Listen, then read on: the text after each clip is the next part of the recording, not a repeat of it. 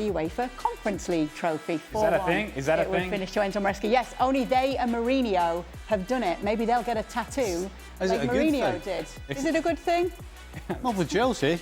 Well, Chelsea are going to be happy with this win today. These are a list of the Conference League finals and winners. Chelsea, the latest among them. Last time around, it was Olympiacos. Back in 2023, West Ham with the 2-1 win over Fiorentina, and the aforementioned Mourinho and Roma in the inaugural edition back in 2022. We've got Luis Garcia with us. We've got Frank Leboeuf with us as well. Let me start with you, Frank. How significant will this feel for Chelsea, this win? It's always significant when you win a trophy, and you have to enjoy it, even if we all know that the Conference League has just been created, and it doesn't represent many things to the crowd, to the audience, and to the former football player that I am. But it's a trophy. It makes Chelsea entering the history of the only club who won all the cups, all the trophies. But I know that in order to win the Conference League, you need to have a bad season the season before. A big club only plays the Champions League, or maybe one year the Europa League. So Conference League is not a big European cup, but when you win, it's always good to win. Enzo Maresca, with the changes here, Luis Garcia, paying off in this second half against Real Betis. Yeah, exactly. Okay, it's not the same to make the swap for Jesus Rodriguez from left winger of Real Betis. That is a fantastic young player. He's got a brilliant footer, but of course, it's lacking of experience. And you bring Jadon Sancho, players who can change the rhythm of the game. But I think the most important is that really the intensity of Chelsea increased in the second half. Real Betis kind of ran out of legs. The pressure was not there. The rhythm of the game, it was not anymore the rhythm that Real Betis needed. And with that intensity that Chelsea brought into the second half, made them unstoppable for Real Betis, that couldn't handle the situation, couldn't cope with that intensity. And the players from the wide areas, Jadon Sancho or Cole Palmer, make the difference just to break this game. So changes are very important, much more in this kind of competition, much more when you bring on the field players who can add experience of quality. But it was a total different second half than what we saw in the first half, where Real Betis had the options, had the football, and managed to get that first good result, that first goal. But in the end, it was Chelsea who deserved to get the win. Cole Palmer, man of the match tonight, voted man of the match. Yeah, 2 assists, 2 really important ones as well. A guy who's kind of disappeared since Christmas, quite honestly. But, you know, your stars, and let's be honest, Cole Palmer is the star of Chelsea. You expect your stars to turn up in finals, in big games. Okay, it's the conference, but it's a final, and it's a game you want to win. And he turned up big time. And his 2 assists is... Yes, Chelsea were in charge, but sitting watching it, you're thinking, where's the goal coming from? Up until that ball from Palmer to Enzo, I didn't know where the goal was coming from. And then from there, Betis really did, I was going to say collapse, but they weren't really in the game at that stage anyway. They were just holding on. And pretty much Cole Palmer took over with those 2 assists. And Chelsea end up worthy winners in the end. Because it started well for Betis, and we saw a really strong Isco as well in that first half, Ale. If only the game was only 30 minutes long. If only. Because let me just say, Betis for the first half hour, I would even take it as far as the first 40 minutes, they were all over Chelsea. And they were pressing the ball higher up the field. And to your point, Isco looked like he was the best player in the world. And to be fair to Isco, he has had a really good season for Betis in La Liga. And to see him getting on the ball everywhere on the field, the way that he was combining, the way that he was making himself available, 1v1 situations, creating space for himself, passing, finding spaces for himself and for others, and you're thinking, they're not stopping him. And then halftime came. And when halftime came, and now Chelsea were able to kind of settle down and get back to doing certain things that were always going to hurt Betis, isolation game in wide areas, change of pace through the midfield, change of pace from attacking players. Betis has had difficult times defending in La Liga the whole year, and those things were exposed once again in the second half. And most of all, Betis just ran out of legs. All that they were able to do in the first half Once you go into halftime and you sit down for 15 minutes and then you try to rev up the engines in the second half, sometimes it just doesn't happen because you gave it everything that you had in the first half. You had all the momentum, you had all the energy, did not score a second goal. Had they done that, I think they're able to sustain and maintain the result. They were not able to do that, get a second goal. And once Enzo Fernandez scored, they were already hanging on to your point, Stevie, by the time that Enzo Fernandez scored. But once Enzo Fernandez scored, it was only a matter of time because they had no recourse. They had no outlet. Isco was no longer getting on the ball. Anthony nowhere to be found. The smell of English football around Anthony made him go back to Anthony of Manchester United rather than the Anthony that we have seen with Betis. And he was no longer a participant in the game. In fact, the only time that we saw him in the second half is when he was fighting with Enzo Fernandez. And so if the game were 30 minutes long, if the game were 40 minutes long, Betis would have won this easily, but that's not the case. And in the end, Chelsea, to your point, to the point that everybody has made, were the winners because they just have too many tools and too many players in the attack. Now, Frank, you piped up there when Ale mentioned Anthony. Obviously, he's been such a big story this season, going to Betis and everything he's done with them, but it wasn't his night tonight. No, that wasn't, and I don't really follow La Liga except the big games when our producers asked us to do so. But I thought that he had a better change from his football. And today, what I saw the ghost that I saw when playing for Manchester United. And the only time that I saw him was the fake fight with Enzo Fernandez. And I was very disappointed with his game because I was expecting something more creative, more dangerous, and unfortunately for Betis Sevilla, we didn't see the Anthony who have been good throughout his season on loan there. That guy has to avoid English football. That's the statement. That's it. Don't play anymore against English teams, and don't play for any football club in England because it doesn't suit him. What went wrong for Betis, Luis? Well, I think we've been trying to analyze why this Real Betis couldn't handle the situation in the second half. I think the rhythm that they put in the first half, Real Betis is a team with Pellegrini that needs to have the ball. It's a team that with in possession, they manage to control the game. The players like Isco knows how to handle the ball, how to keep it steady, how to have the possession. Anthony today is true that he didn't have, he didn't show enough. I think that Chelsea prepared a special situation for that. Cucurella never went forward. He knew that he needed to stay there because Anthony was hanging on the right side, waiting for the opportunity to grab the ball and make a quick transition. But that intensity that Real Betis brought into the first 45 is something that we haven't seen much during the La Liga season. It's a team that they need to slow down, have the possession, create the chances, and finally trying to find the end product. But today, they found the end product, but they ran out of legs in the second half. Something that Chelsea might be waiting for that one. I think the middle of the park, it was not anymore there. There was Johnny Cardoso was lost a little bit because he couldn't cope with all the players running into the middle of the field. I think that that was the most important point for Real Betis, not managing those transitions that Chelsea started creating.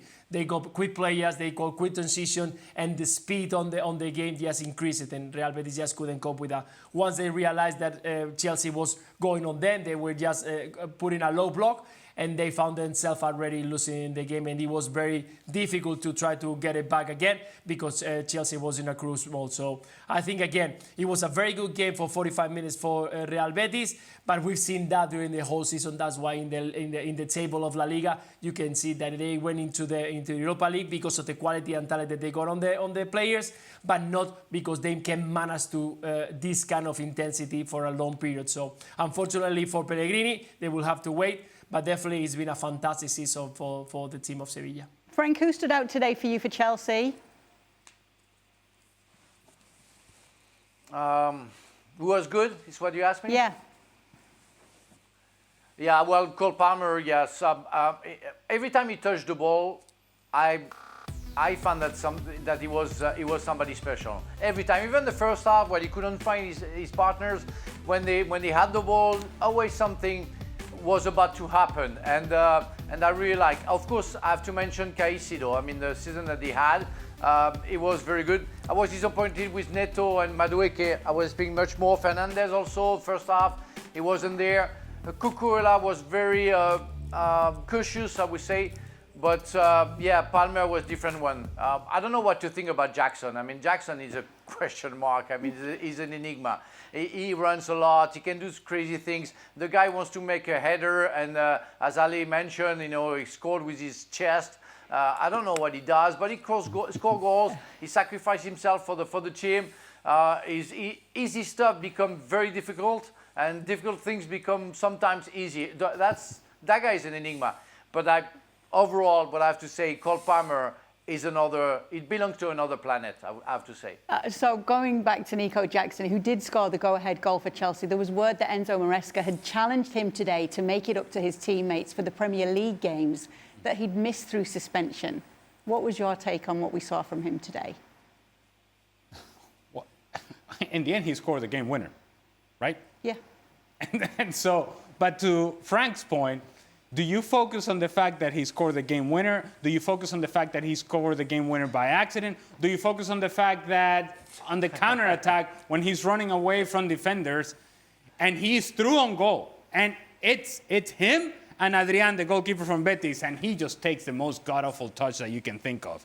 And look, full disclosure, we're sitting in the room watching it, and the yell from the background, in this case, Stevie, was, "Donkey! Donkey!" And it was a donkey touch. The thing is that you see so many of those things from Jackson, but what you can say is that in his chaos, he also creates chaos for defenders.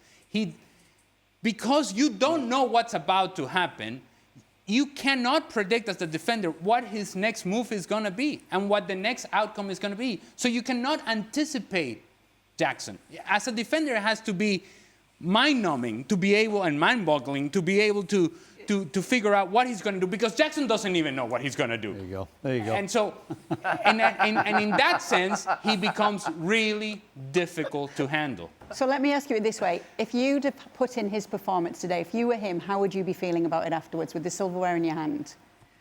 I would have told you exactly what I just said. I scored the game winner in a final.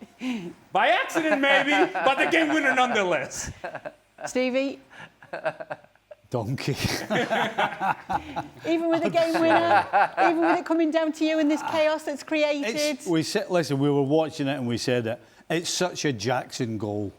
It's such a Jackson goal. Gets in a great position, as he was on the break. I mean, he's done so well. He's picked the ball up at the edge of his own box, played a little 1-2 with Enzo, and then he's through with 30 yards to go on his own. Nobody can catch him. Strong runner, quick.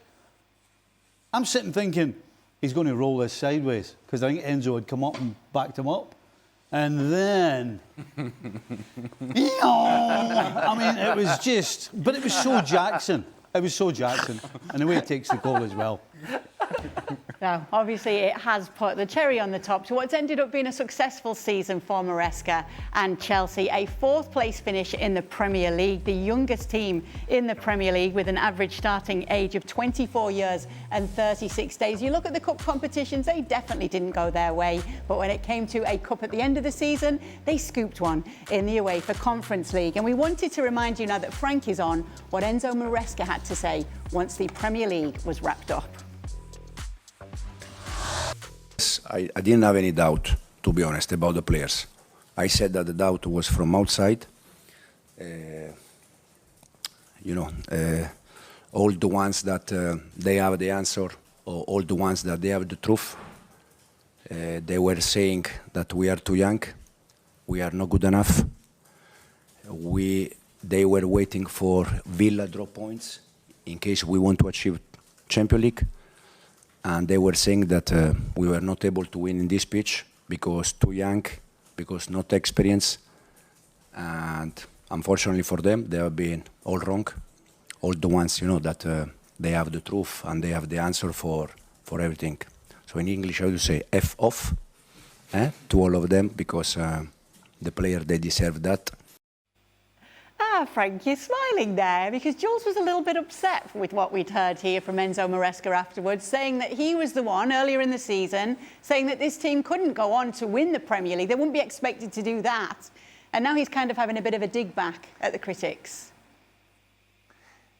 No, he's right. He has a right to brag. You know, he's finished fourth in the league. He won the Conference League today, and yeah, we didn't think that they couldn't finish fourth. That's the reality. But his first sentence was a lie. That he said he had never doubt about his team. Yeah, he had doubt, like everybody else. Even the player, they had doubt. You know, about their capacity of consistency. Because, well, as we said, this season in the Premier League, inconsistency is the word of the season.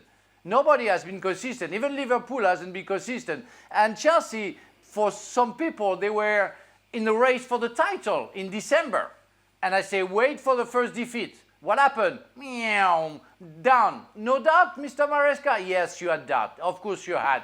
They reacted well. Well done the players. Well done to Maresca. He made great choices. He went back to his vertical game. And we are sorry if we said some stuff that he didn't like. But we had to say the truth because that's what we were seeing. And we are quite legit to just commentate what we see. And we have nothing against Chelsea. I love the club, but I had to say the reality of it. And the reality was that they were inconsistent. They are young, yeah, they are inexperienced, and if they went to the fourth spot, it's mostly because of their courage, because of their tenacity, but also because the others, they gave up, some of them. What did you think of what he said, Ale?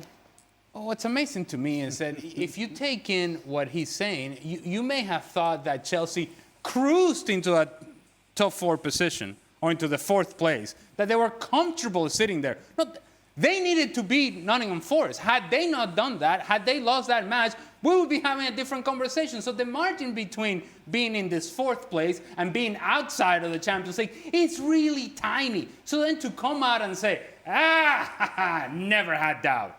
No, I've always believed in my players. As Frank just said, it's a bald-faced lie. It's bolder than Maresca, Frank, and myself put together, right? It's a lie. The truth of the matter is that Chelsea just as easily could have been out. So if I'm a manager in this sort of position, I am thankful of the fact that I was able, and my team was able to finish in the fourth position. I'm thankful of the fact that we're able to win Conference League. But you take this with humility and know full well that there's a lot of work to be done in order for you to become the team that shouldn't be competing in Conference League, that shouldn't be competing in Europa League, that should be actually pushing for a league title, and they're nowhere near that. You would think that that would be the approach of the manager, but instead is, all of you were wrong. Wrong about what exactly? Wrong about what exactly? Huh? Because you were able to beat Nottingham Forest, and that's how you got into the top five? Is that the standard for Chelsea? Because if it is, Enzo Maresca, you're 100% correct. Okay, Gab and Jules will be talking a lot more about the UEFA Conference winners, Chelsea, on the latest Gab and Jules show. Make sure to check out their podcast twice a week, wherever you do get your podcasts. Arsenal legend Thierry Henry believes that Arsenal should have won some more silverware under Mikel Arteta. He said for the last 3 years, Arsenal have been in a situation where they should have at least brought one cup or reached a final. Manchester United have played in 5 finals in the last 5 years, the United that everyone laughs at. So I do understand when people ask the question, surely you should compete for a trophy. Frank and Luis are still with us. He's questioning the progress here. Is it fair, though, Luis, him questioning the progress of Arteta after the amount of time he's been there now, since 2019? Yes, I think football-wise, we can agree with Arteta that they got a fantastic team. There's so much talent over there. They play a very nice football and very enjoyable football. But in the end, we are talking about a team that has got a history, and the history on these kind of teams become bigger when you win trophies, and not being near. Yes, near because in the last 3-4 games of the season, they've been close to win the Premier League, but in the end, they managed to get away and to don't have the consistency that is needed. They didn't manage to get in any of the finals, and let's don't forget they have 4 finals that you can play. Well, not counting the Premier League, but the rest of the competition, you can manage to at least get in one of them. After you can win it, you can lose it, but at least reach there and try to get something. That's something that for for a team like Arsenal needs to be a thought over there. There needs to be a warning because there is something that is missing. I don't know if it's the lack of experience. After 3 years, I think that you are already over that. But there is something missing. There is a piece missing when the important moments arrive that this team crumbles. And Arteta needs to find out what it is, because I'm not sure if Arsenal can allow themselves to, for the 4th year in a row, with the money they are spending this year, already thinking about bringing Zubimendi, players at the front, centre forward, players to add that they've been adding every single year to don't win a trophy. So I agree 100% with Thierry Henry when he says that this team is built to win trophies. It's second in the Premier League, a second place finish for 3 straight years now. If you were to look at that in final terms, that would be runner-up in Premier League finals.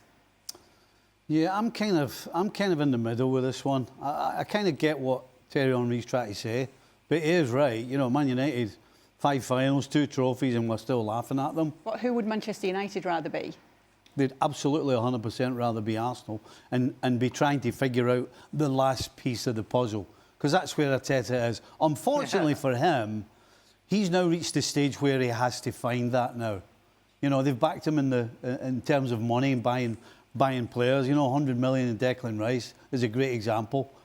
And so this coming year, I think, is the big year. You know, you can't argue with semi-final in the Champions League. You can't. Some wouldn't argue with being second in the Premier League, but the fact is that he's running out of time now. Next year has to be the year where he takes a significant step towards the Premier League. And I don't think a Carabao Cup next year is going to be enough. So in terms of silverware, I don't think it's as straightforward as that. They've had their injuries. They really need their striker. Is that their number 1 priority, Ali?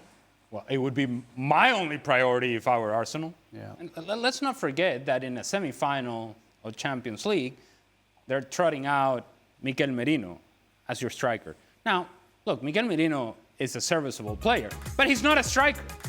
And even if you have been putting out Kai Havertz, I would be telling you exactly the same thing. Serviceable player, but not a striker.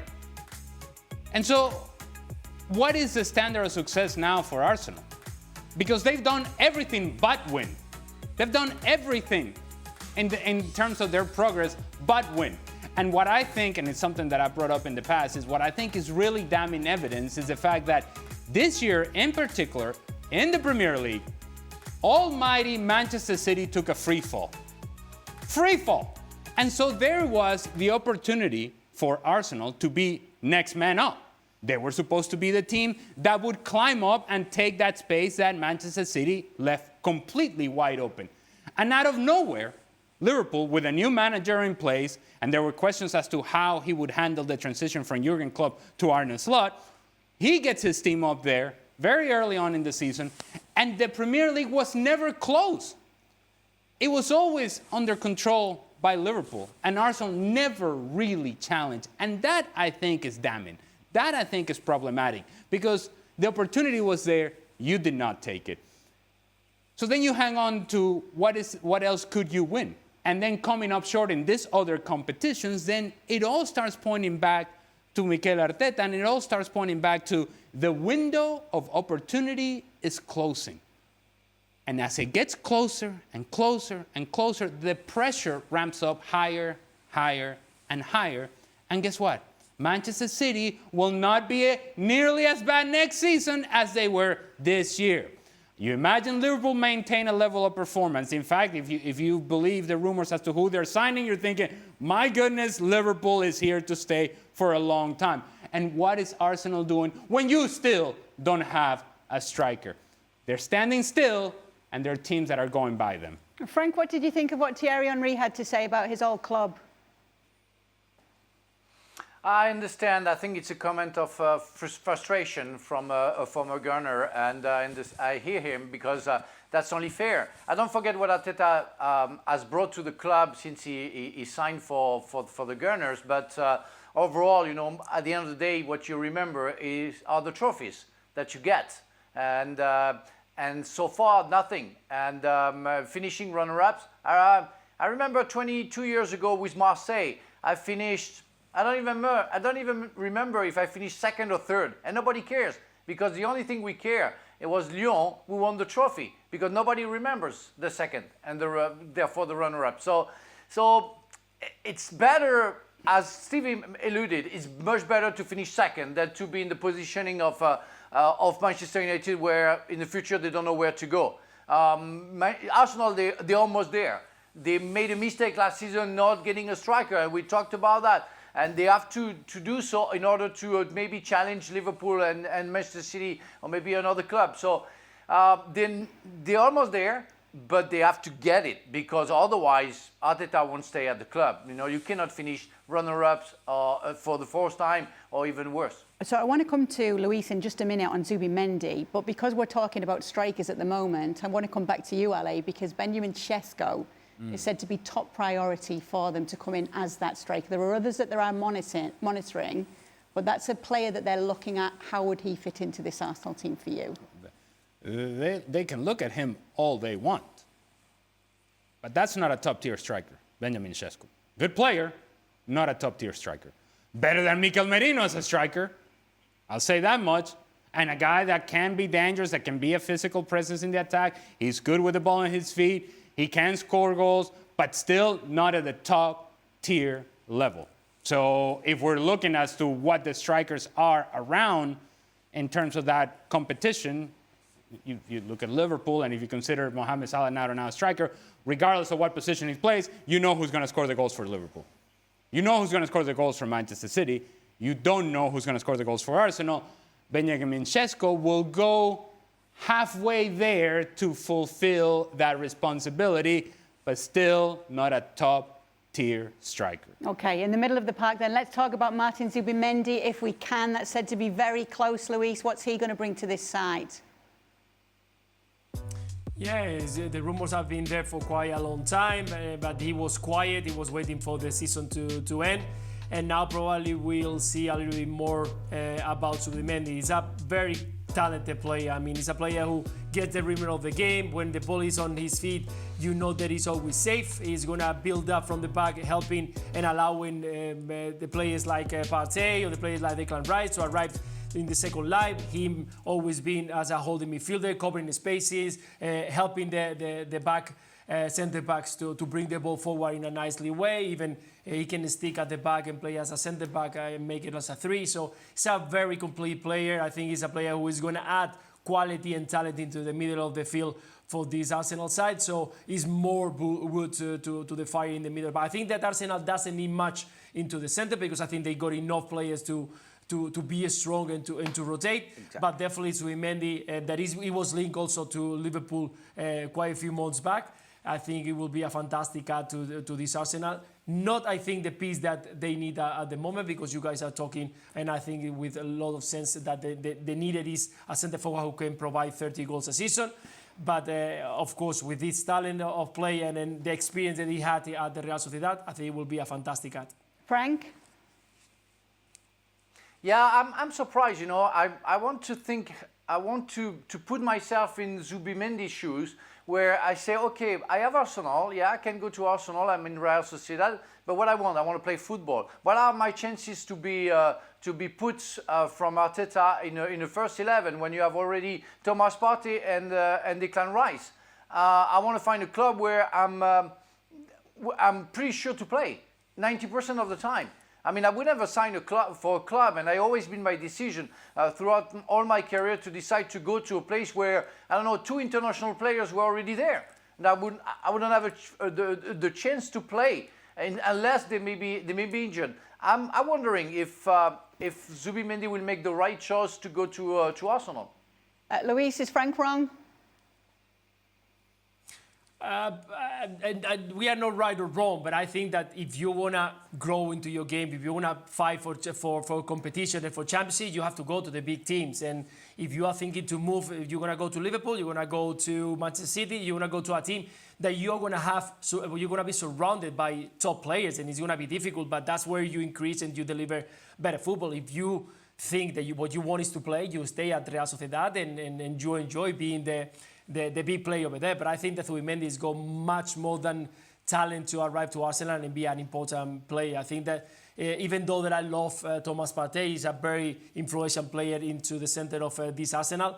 But with all my respect, I think that Zubimendi can add a lot more into the game of Arsenal than Thomas Partey. Partey is more about regaining the ball and physical presence, but the quality and talent of Zubimendi is beyond that. So I think they will be involved into the game much more than we thought. The same that Mikel Merino when he arrived. When we thought that Mikel Merino, where is he going to play? In the middle of the park, cannot play because too much quality. But in the end, Arteta always find a place for him to play because they are different players who can add something special. So yeah, I have no doubt that if Zubimendi arrives to Arsenal, he will be involved into the 11 of this Arsenal side.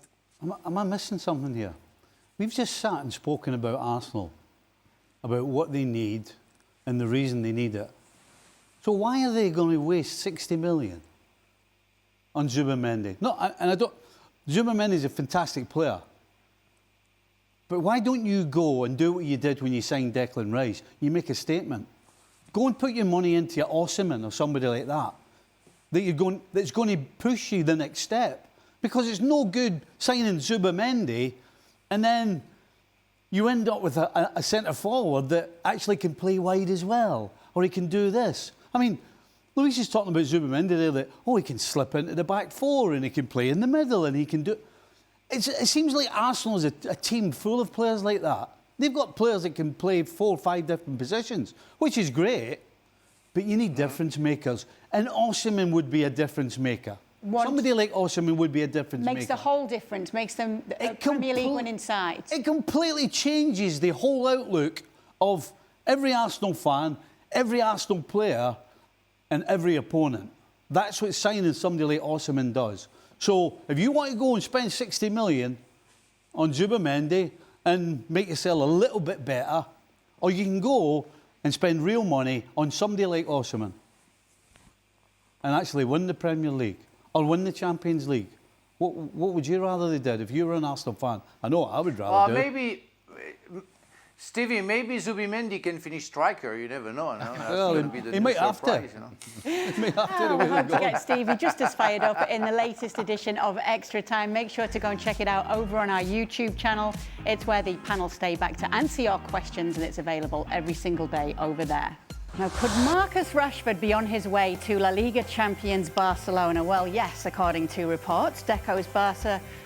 Barcelona's director of sport, Deco, has been talking to Marcus Rashford's agent. Sports say that Luis Diaz would have been the top priority, but that's seen as a bit of a reach. And so it could be Marcus Rashford that will be heading to Barcelona. Would you like this move, Luis? Honestly, I'm not sure if he was going to fit in this Barcelona side. First of all, because I think that Rafinha is got already that place well covered. It's true that you're going to need that second player to give him some rest, because this season you could see there in the end of the game of the tournament he was a little bit tired. He wasn't as sharp as we saw in the first 6 months. That he was already running everywhere on the pitch, and I think that I'm not sure if Rashford is going to be a good player, a good team player when he's into the dressing room without having a chance of playing. And let's not forget, Hansi Flick is not going to give you minutes just because you are a new player arriving. Because let's not forget, Gavi hasn't been involved that much. Casado was fantastic when he was needed, but once Frankie Yo was perfect to play and to start giving that consistency, he was replaced, and we never seen again Marcus Algo. And he was one of the best players for the first 6 months. But those are young players who understand that the place is not for them at this stage. Is it Rashford going to be that player, the player who is going to wait for this opportunity to be involved and to make the difference? I'm not sure about that. I would rather to have a different player who can add something, bring something special, but is not going to create any conflict. Right now, Barcelona doesn't need conflicts into the dressing room. The reports say that Flick and Deco believe that Rashford suits Barcelona's style of play.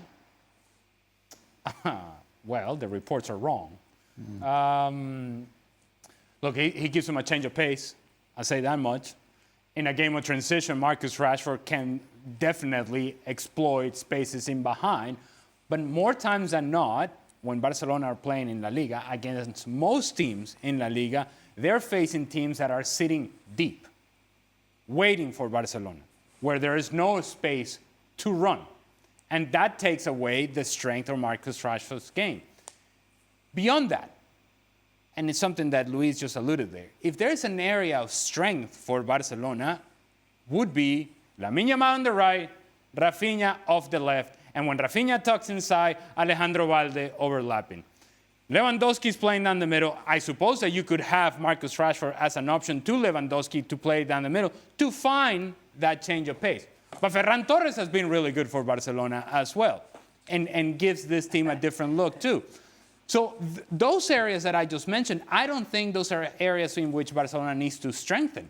And so if I were Deco, if I were Hansi Flick, if I were Barcelona, I would look to strengthen other areas of the field. I would look for a second option in a left back. I would look for a second option as a right back. I would look to solidify my center back position. I would look in the defensive side of the game. The attacking side of the field is not the problem for Barcelona. It is on the defensive third. It is in the middle third back. And that is something that they could address instead of hanging on to the dream of chasing Marcus Rashford for no reason. And mind you, it's not like Marcus Rashford has been killing it. Had a good second half of the season for Aston Villa, but there's a reason as to why he ended up in Aston Villa. So if I'm Barcelona, I don't chase it. If he falls on your lap, then maybe, but I don't go chasing him. Why are you smiling, Frank? Because it's funny that to see that clubs, I don't know, they don't really follow their seasons, and they don't really see where they need players. I mean, we're talking about the Gunners just before, and they are about to sign Zubimendi, where they desperately need a striker, and they don't really need somebody in the middle of the park. Now we are talking about Barcelona. We need people in the other, maybe on the defensive side of the game. And they are talking about Rashford. That's absolutely crazy to see it sometimes, some clubs, taking decisions about something not necessary.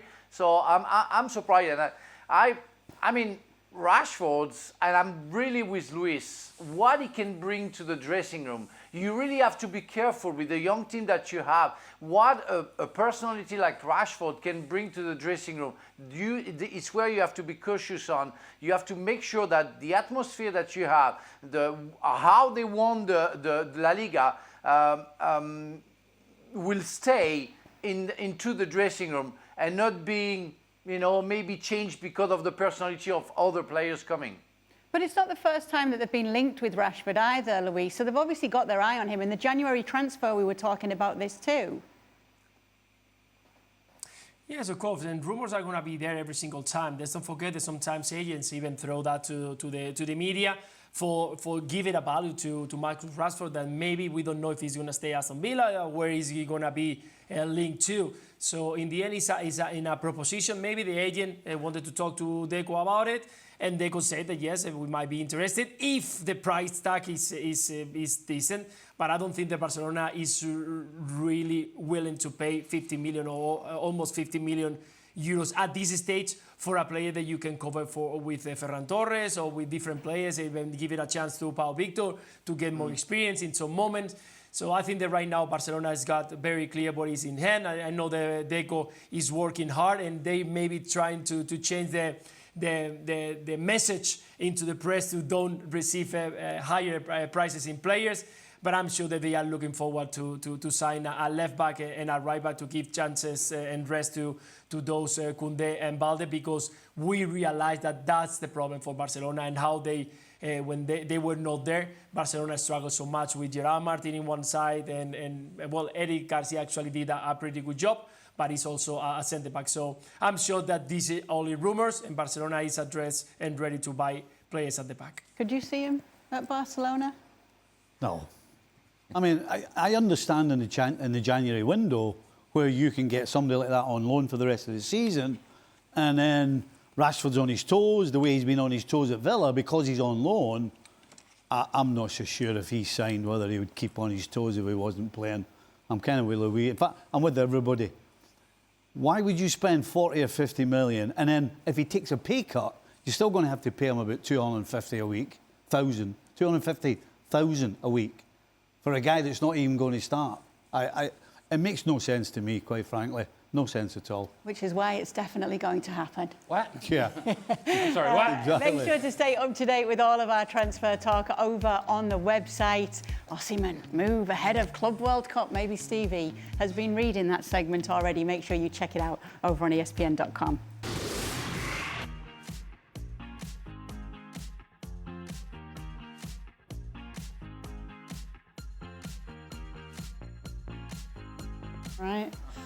Oh, Oh, what? your mic's down. oh, my Oh, you're mic's back off. on. I'm back. Hey, there she is. I was just saying, they didn't print out so well the questions today. Okay. So we're going to read them off the screen, if that's okay. You see that far? Ready? Ready? You see that far? I can see that far. Oh, there you go. All right, first find out. question. Kay, how is Stevie, the ultimate Chelsea hater, going to spin this second half performance in the cup final against the Blues? I can't believe Dan has got everybody thinking I hate Chelsea, honestly. Well, were you positive about them winning the Conference League Yeah, I tonight? said they would Were win you? it. I said they'd But win. were you positive Did you watch the about show them that winning last it? night? I I was asked listened to last who's night's going show to on win. the podcast. I said Chelsea will win. That's okay, but what did you say about them winning today? When we said, you know, it's the end of a successful season, it was a fourth place finish in the Premier League, and now some silverware to enjoy too. All I said was, is the Conference League more important than the Carabao Cup? I just asked a question. You couldn't just and say nobody- congratulations, Enzo. And nobody turned around and went, oh, Wayne, don't be stupid, of course it is. Nobody said that. Everybody buttoned it. Everybody was silent. Nobody said a word. Did you say that in the show? Or did you say it in the pre-show? I've been saying it. Because I think all you, afternoon. I think you asked that question before we went on camera. I've been saying it all afternoon. right. Anyway, Chelsea in the second half absolutely, totally and utterly dominated the game from a physical point of view. And then, of course, Mr. Palmer came back and added that little touch of brilliance that turned it their way.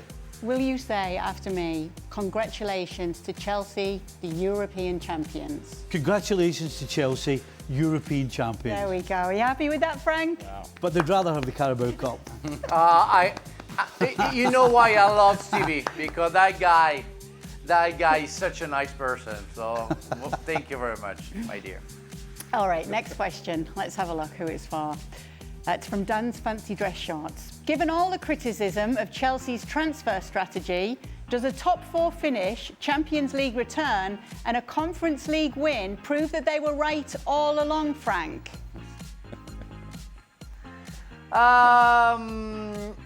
No, it doesn't prove anything because I think they forgot the basics of the club, everything which made the club so successful, and they turn into a training business system where you bet on young players and you try to make money out of some transfers at some point.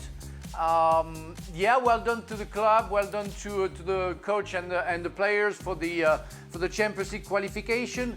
But that was out of nowhere, I have to say. Really, if we get through the season, I have so many examples where you can say, well, finishing fourth, is that because the Premier League this season wasn't that good and the consistency has been showed around from every big clubs as well?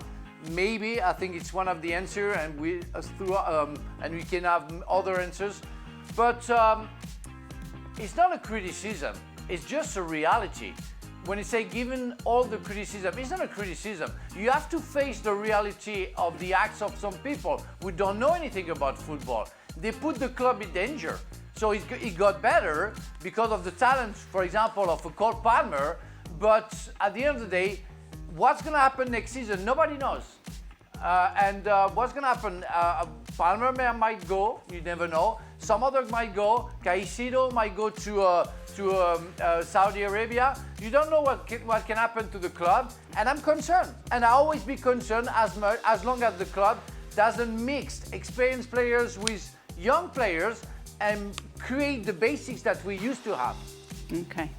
A lot of Chelsea questions tonight, just to let you know, that I can see. And I think the next one... I'm pretty sure this Chelsea question too. was from the Enzo Maresca burner account. This is from Steve's personal assistant. What effective adjustments did Maresca make in the second half that turned this final around? Obviously, he made substitutions, but what made the second half much better than that first half? Well, there's no question. Reece James coming on. At the start of the second half. For Gusto, who absolutely was one of the major ones. And then, of course, Frank's already talked about Caicedo. Caicedo, for me, has to be the most important player today for Chelsea. You know, from the first whistle, yes, Betis were the better side in the first half, but I tell you what, Caicedo was trying every single thing he could do in that first half to try and get the rest of his teammates to get to the level he was at. And he continued doing it in the second half. He was the guy, in my opinion, who drove them on towards winning this game. Yes, Cole Palmer came in and did his magic, and Jackson got his goal, and of course Caicedo got a goal at the end as well. But he deserved it because he was the one, absolutely in my opinion, that pushed Chelsea over the line. What did you think of Caicedo today, Luis? He did a fantastic job. I think he held very well. The work rate on the middle of the park was needed against this Real Betis with players around with a lot of quality. He managed very well. I would say that also Enzo Fernandez did a fantastic job because his run into the box from the second line made so difficult for Real Betis to hold every single area, every single phase of the game. And when you start attacking, if you control with 2 lines of 4, it's always easier. And those run from Enzo. After when we saw the first goal, that is one of the best examples. I think it was very important. Reece James is also very important as well, because he was into the pitch to stop Abde, that he was a real threat during the first 45. So I think those 2 players were very, very important for Chelsea in the second half. This is a nice one for everyone. Who is one player, Ale, you just missed playing with because you left when they came in, or vice versa, that you would have loved, or that you would have loved to have played alongside? No, that you would have loved to play alongside. Made that very clear, I did not, did I? Okay. So a player... I get it. Yes, you get it, right? Yeah, well, I couldn't tell you because I was traded so many times over the course of my career and left unprotected in expansion drafts and this, that, and the other, that frankly, all the players run together.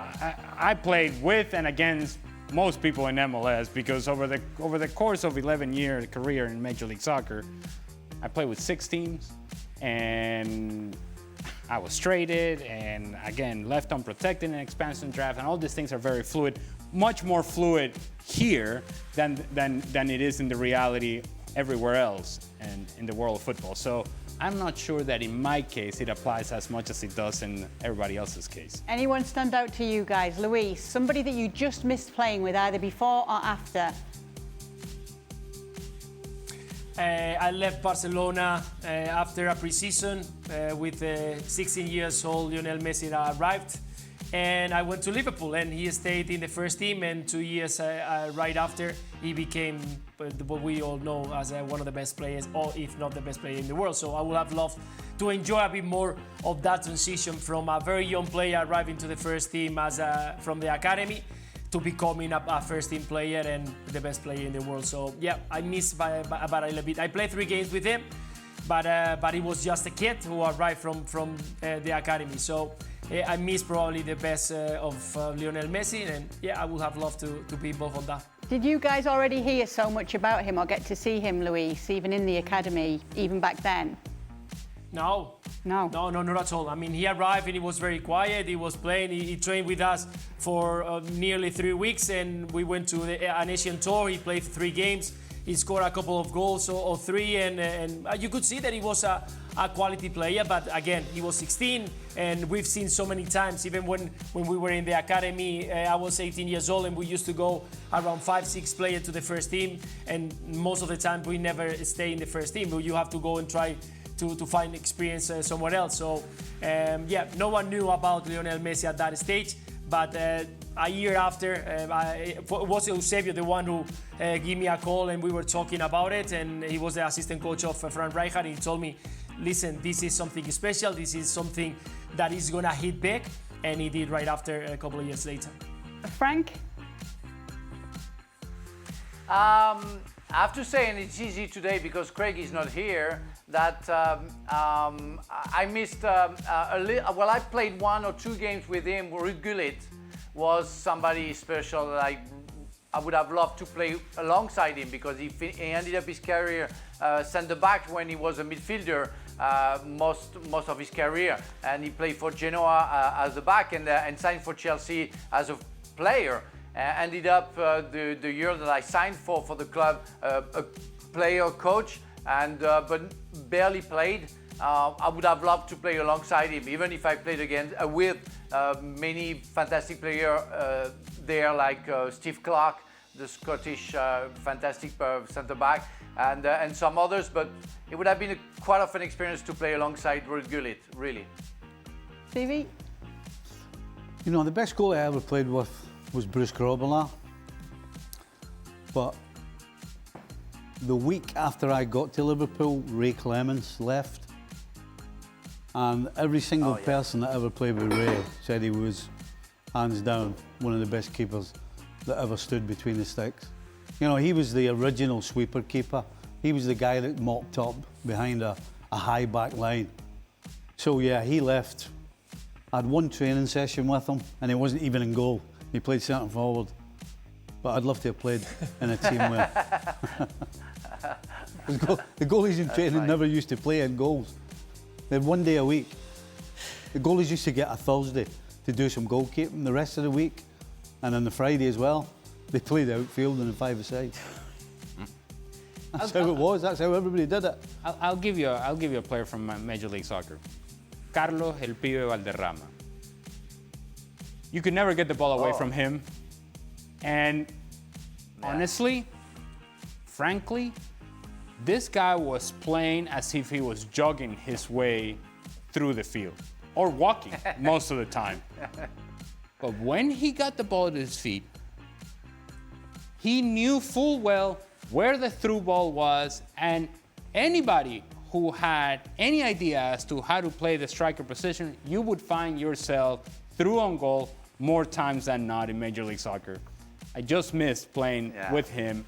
It would have been an amazing experience, and as a striker, because what vision and what ability to see the field and deliver a pass. We played Colombia in the 80s.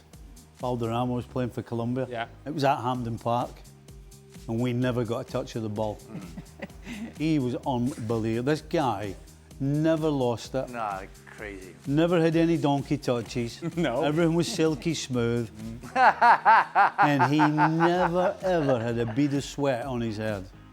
Never, Beautiful hair, by Never the way. sweated. Beautiful hair. Oh, no, he was Oh brilliant. yeah, I was so envious of the haircut. Of course, not of his football. Okay, nice question. For Luis, start, bench or drop these football grounds: Anfield, the Vicente Calderon and the Camp Nou. Oh, good luck. Start Anfield, Good luck. bench Vicente Calderón, and drop Camp Nou. And I'm a Barcelona supporter.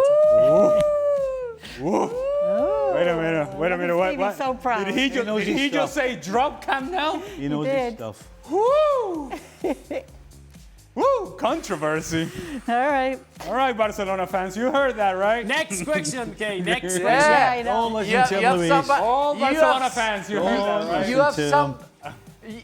You can't have help being somebody right. to hate, guys. You know. He could have really dropped taken you. an easy way out, seeing as though the Vicente Calderon is no more. Yes. But he But did no, not. that's right. He went straight in. He did. Straight in. All right. It's special. Yeah. Vicente Calderón is special, guys. That was a two-footed challenge on Camp Nou. That's what it was.